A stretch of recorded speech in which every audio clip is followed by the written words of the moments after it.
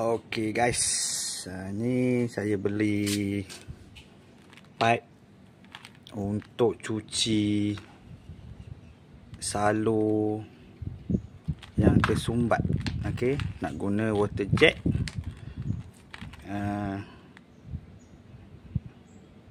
Okey, pipe sinki lah biasanya.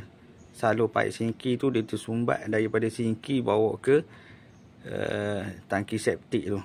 Jadi sinki kat rumah ni tersumbat. Jadi saya jumpa ni dekat Shopee.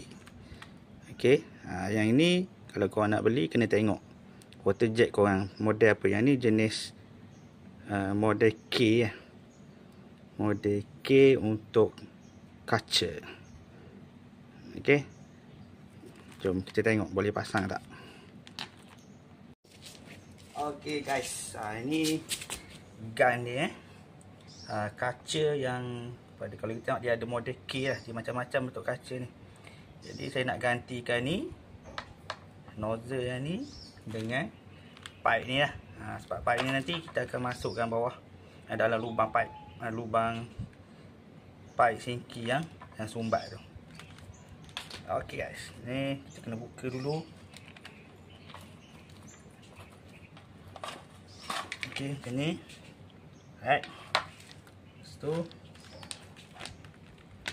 Okey, kalau tengok ni macam macam sama je. Okey, kita try masuk boleh tak?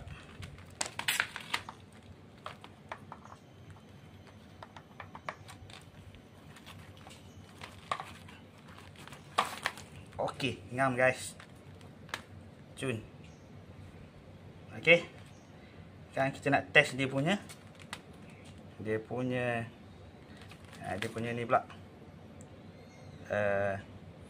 ujung nozzle dia.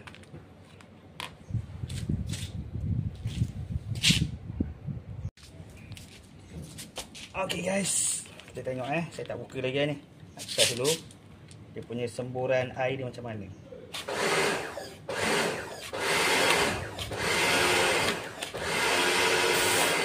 Okey guys,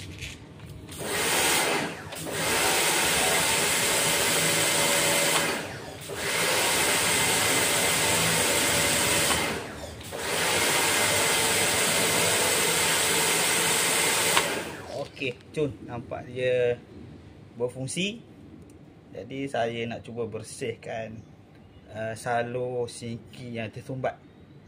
Jadi kita tengok hasil dia nanti. Jumpa lagi.